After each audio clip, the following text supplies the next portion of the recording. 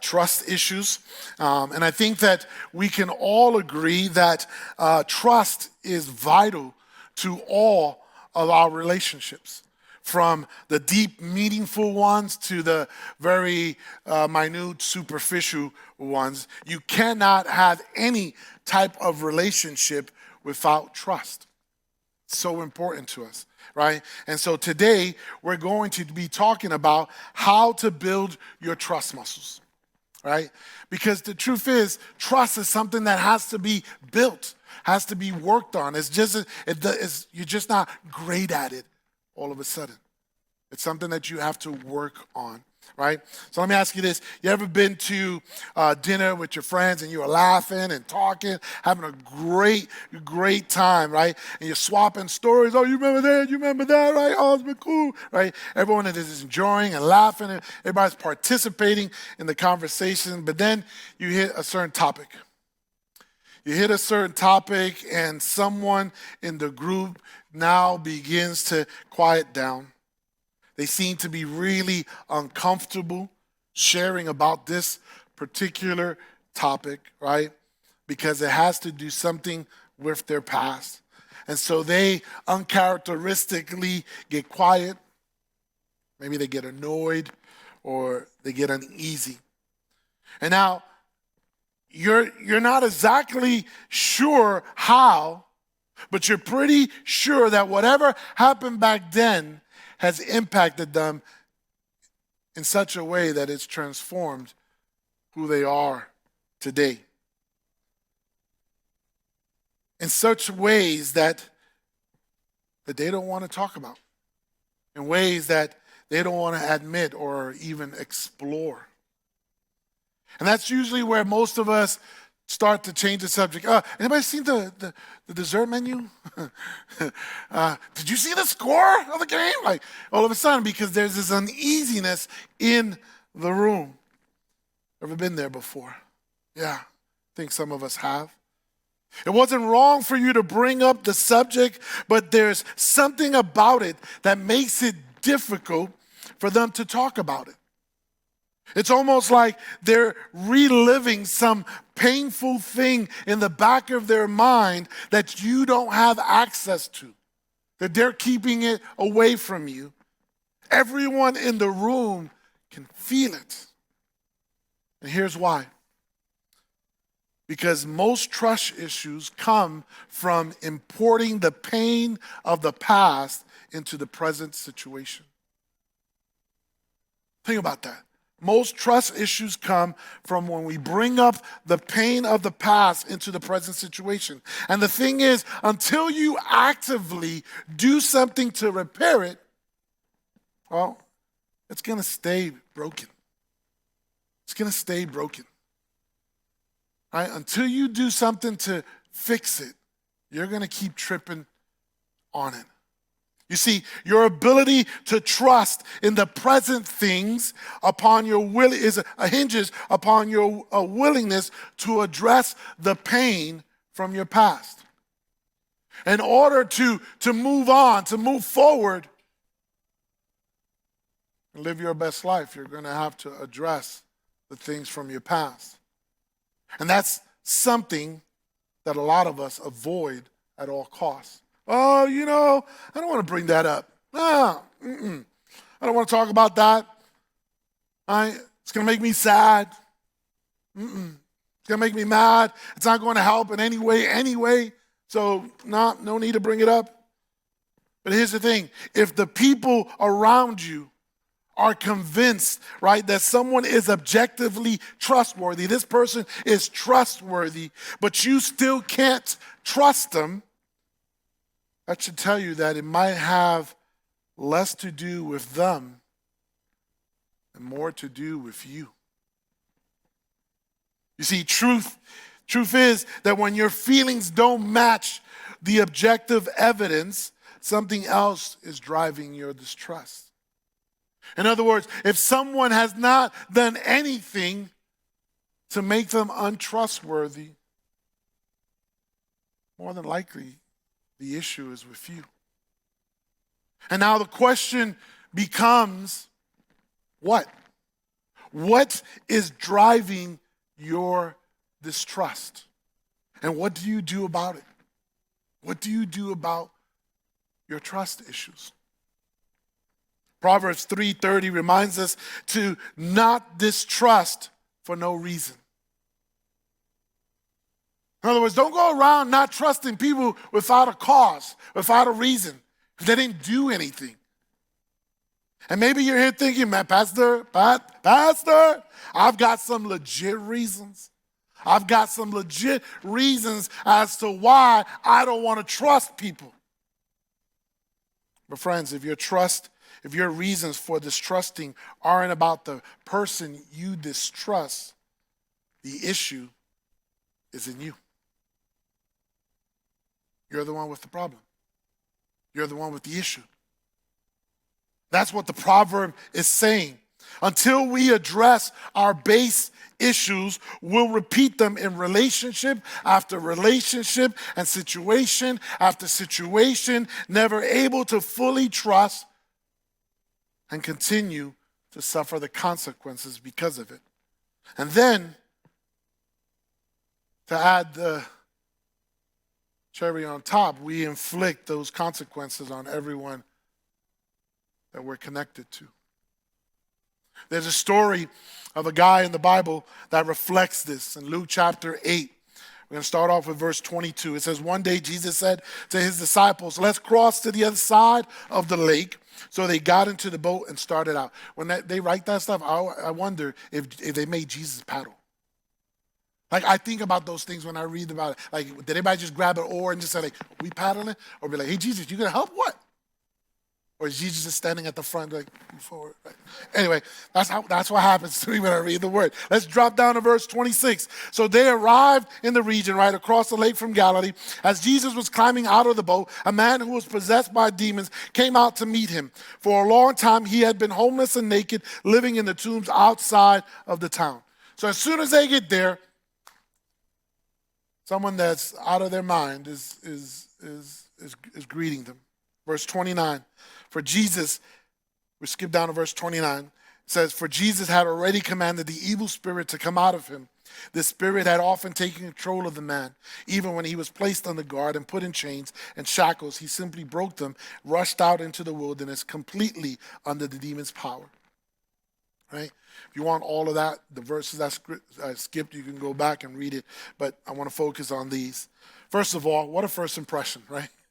First impression. It's the disciples' first trip to this place, right? And they're greeted by this angry, cursing, naked man. Now, the text says several demons had taken control of him. Several demons had taken control of him. Now, some scholars, right, they interpret demons to mean dark spiritual entities. Others see it as a metaphor for self-destructive patterns that have kind of incrementally deteriorated this person's life, right? You get to choose how you want to translate that. But what we do know is his demons came to define him, right? He was known not by a name, he was known by the demons that he had. Now, the question I have, as I already shared with you, I always have a lot of questions. The questions I have is, how did he get this way? What happened to him? Right? Something happened. How did he become like this? Sometimes we don't want to know, because it's easier to be angry and annoyed at someone, at the way a person is, if we don't know how they got that way. It's easy, right? They're like, oh, and because, but we don't even know. You don't know why or how. It's just easier to just throw that at them. This guy terrorized his town, right? He terrorized his town, but he was also from this town. So what happened? What happened to him? Was he abused? Was he abandoned? At some point, he had to have friends.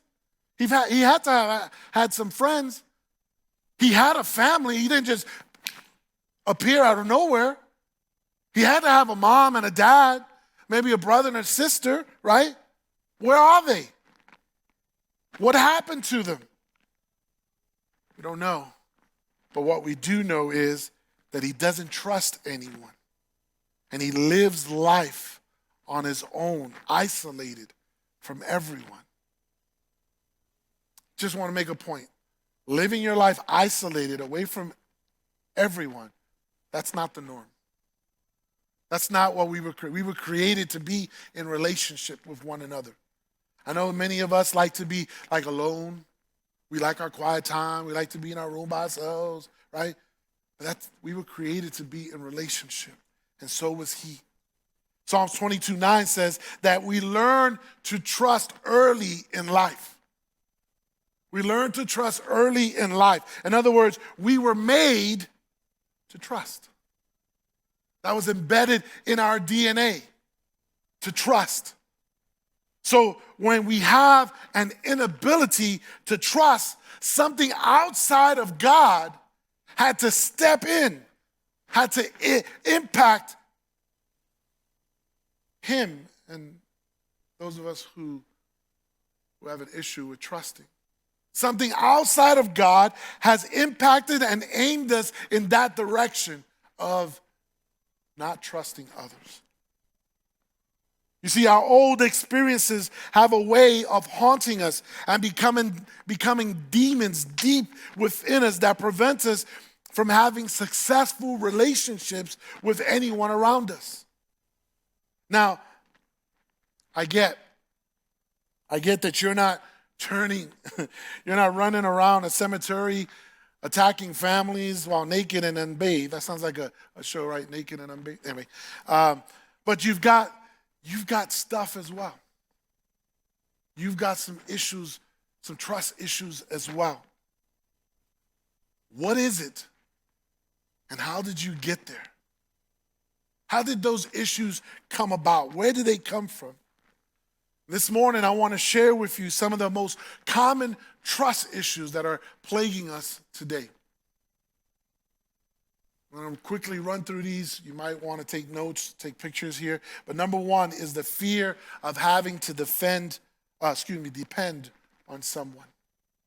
The fear of having to depend on someone. When someone didn't feel like they could count on the adults in their lives to understand, to provide, and care for them at a young age, what they learn is, I've got to take care of myself.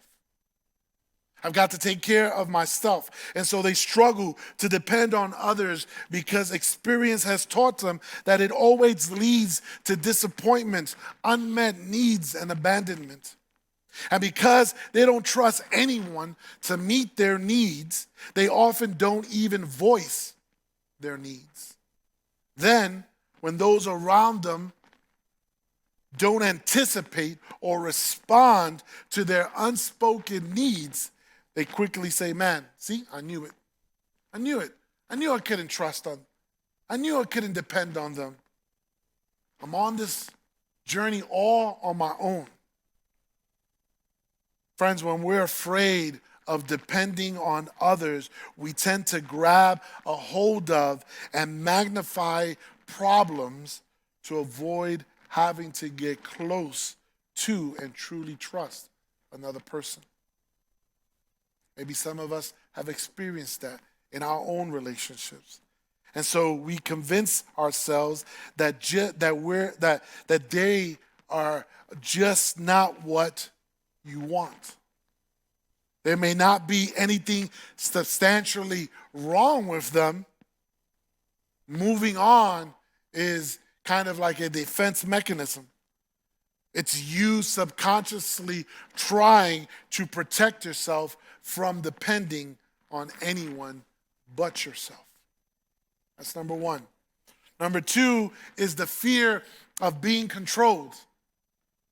The fear of being controlled. These people often grew up in authoritative environments where every decision was made for them, and they had little to no choice in the matter. And saying no and asking why or pushing back always resulted in a kind of a guilt trip, a punishment, or even physical threats. So now that they've grown up, have some kind of influence and have found their voice, when anyone asks something of them, they stand up and kind of push back, reading almost any request as an attempt to be taken advantage of, manipulate, or control them. In a healthy adult relationship, both people, right? Both people ought to be free to have their own opinions and make their own decisions and have their own space and pursue their own ambitions or interests. But often, those with fear of being controlled have come to believe that they can either have a relationship or they can have freedom, but they cannot have both. In their minds, a relationship isn't two people sharing with and serving one another. It's a competition. It's a competition, right, in which there is a winner and a loser, a leader and a follower, the one in control and the one being controlled. The issue is, for any relationship to be successful, both people need to be free to make choices and willing to make sacrifices. It's not unfair or inappropriate for someone to ask another person to compromise or make a sacrifice to show their love and support. And here's the thing, an inability to see that, and have that isolates us from the intimacy real relationships offer. Number 3, the fear of being imperfect. The fear of being imperfect. People that grew up, this is for people that grew up in environments where they were either overly adored or constantly criticized.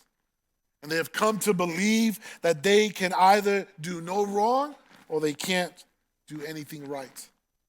This often results in them believing that connection, that real connection, requires perfection.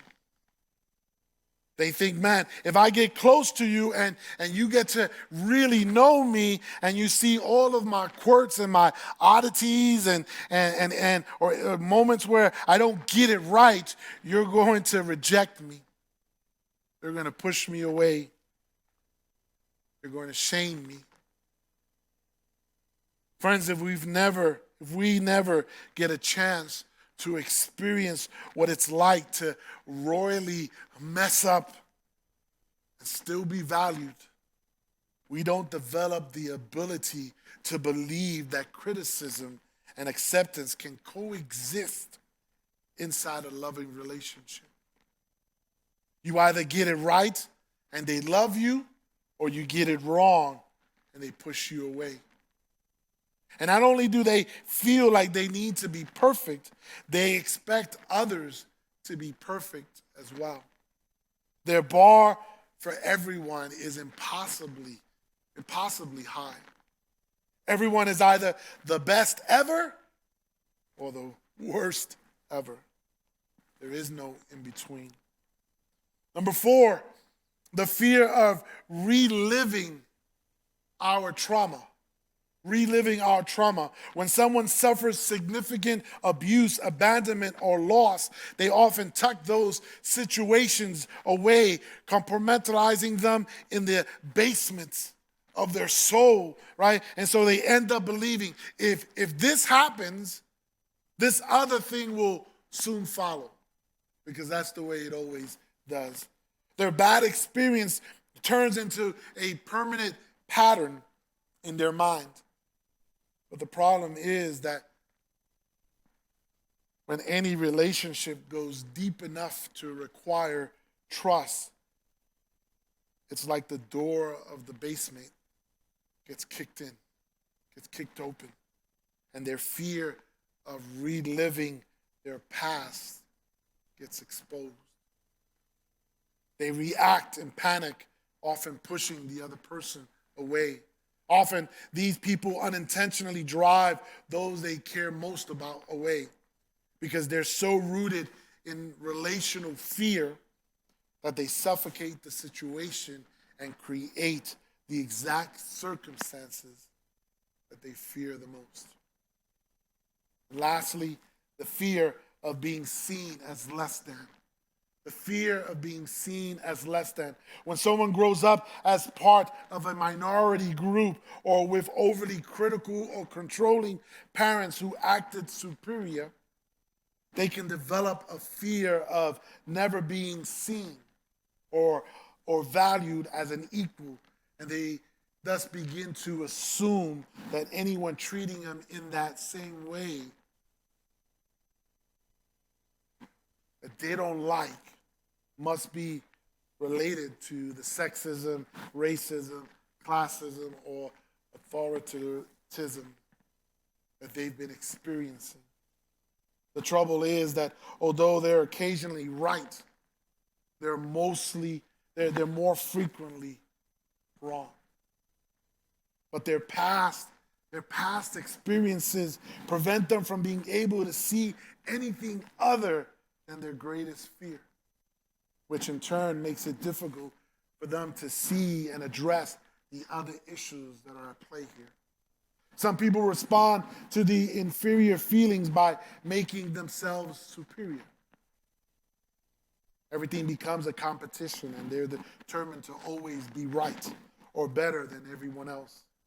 They will tease, take shots at, and put down others to make sure they know their place. Where their projected superiority is rooted really in their insecurity. They're often convinced that others are trying to do them in. They're out for them. So they're always got to be on the offense. Always got to be on the attack. Listen, with all of these that I have mentioned today, if we distrust trustworthy people, if we distrust trustworthy people long enough, we will often push them into acting untrustworthy. Right? We'll push them into acting untrustworthy even when they weren't to begin with. Now, these are the most common trust issues or personal demons that most of us face. Some of us have one or two, well, most of us have one or two of them, and they impact our lives in kind of varying degrees. This is why James tells us in James 1:19, be slow to speak and be slow to get angry, right?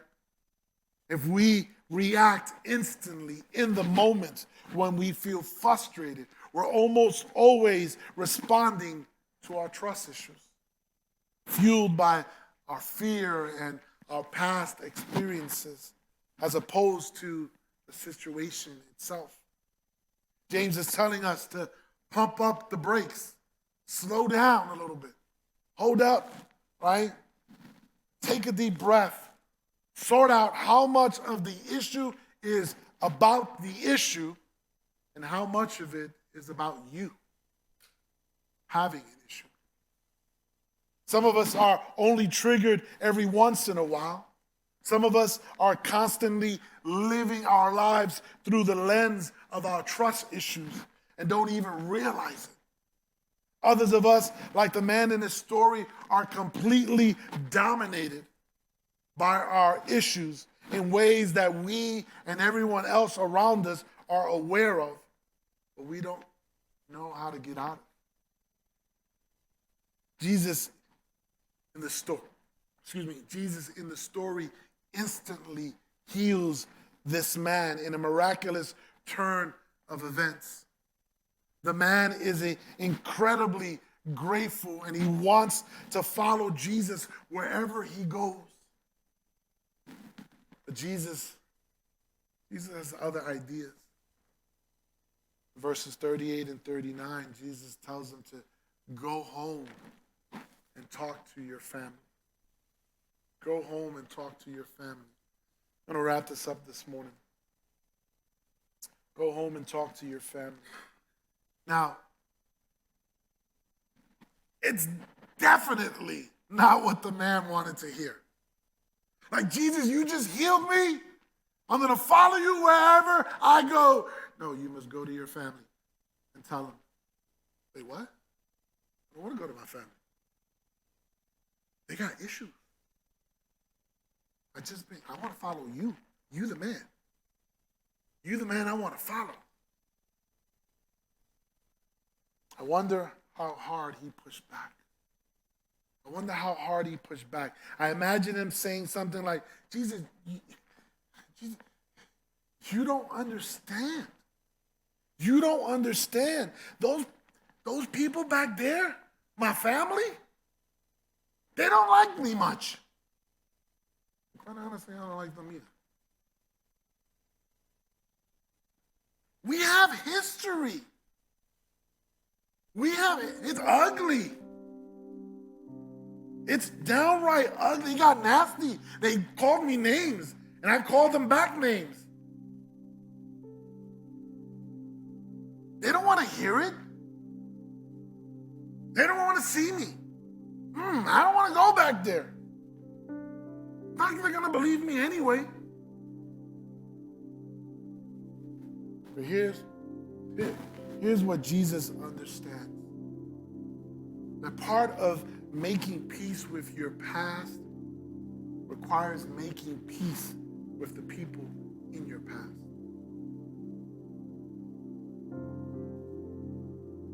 I want you to grab on to that today. Some of us are walking around with some deep trust issues with others because there's been some issues with the people in our past. People that we love, people that we care about. And though today you walk around like, man, God's doing incredible work in my life. I'm a good guy, I'm a good girl, I'm a good person. And Jesus is saying, you still got some trust issues. There's a reason why you're going through some of the things that you're going through. But you need to go back. Hash that out. Figure it out. Let them know.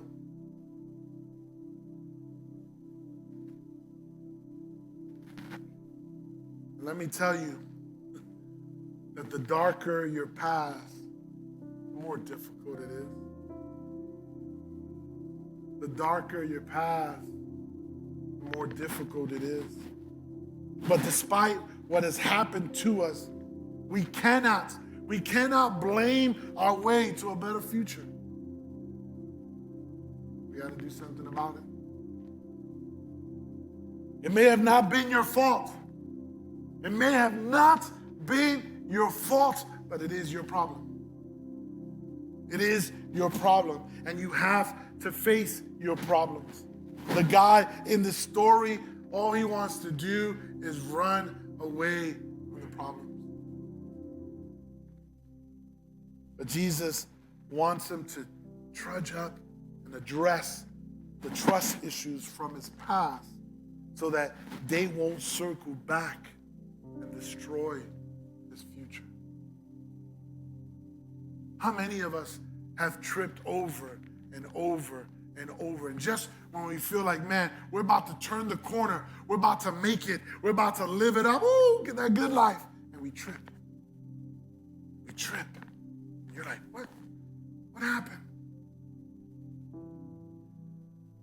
Because you didn't address something from your past. Jesus tells him, tell them everything God has done for you. Tell them. The Greek word means to relay fully. To relay fully. And there are some things that you cannot relay by saying them once, but by demonstrating. By demonstrating them often. In other words, you need to build a new track record with people slowly, over time. Jesus wanted him to go back and to build trust with his community and allow them to earn back their trust with him. It was going to take a lot of time and a lot of hard work, but Jesus knew that it would be incredibly healing for for everyone involved. That it would benefit him and it would benefit those that he had issues with. Church, we cannot overcome our trust issues by simply acknowledging them.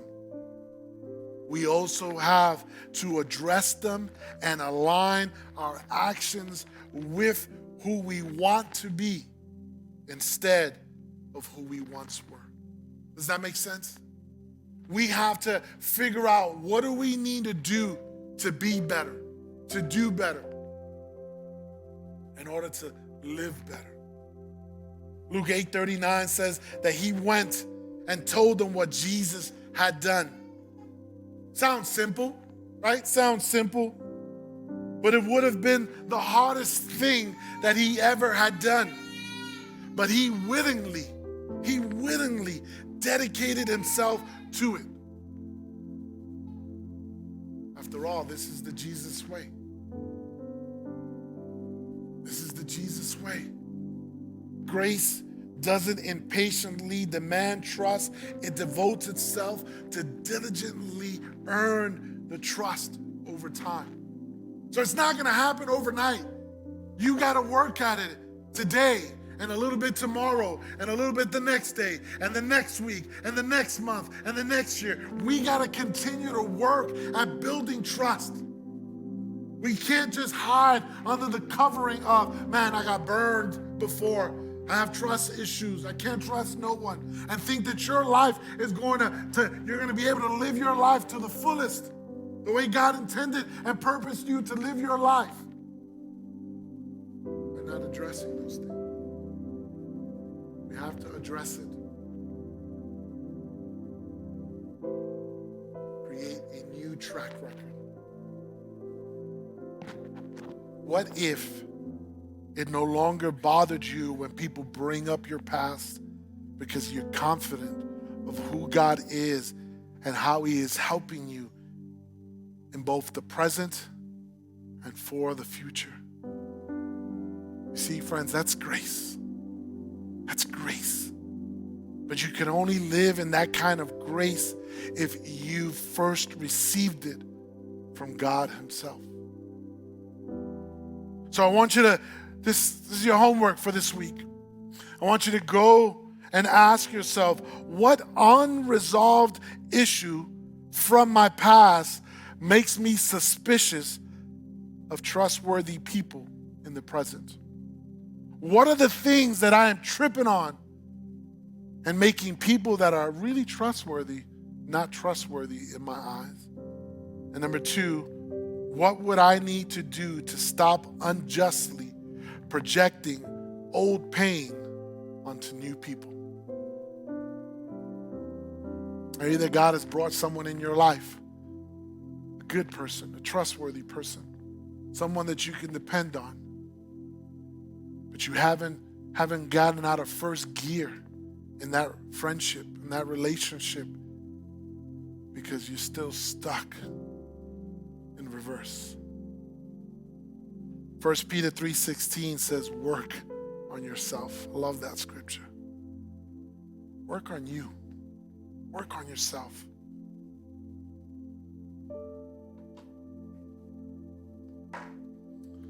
Work on yourself.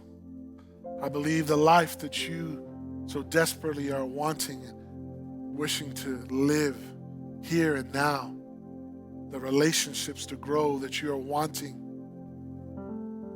will come from you working on you and figuring out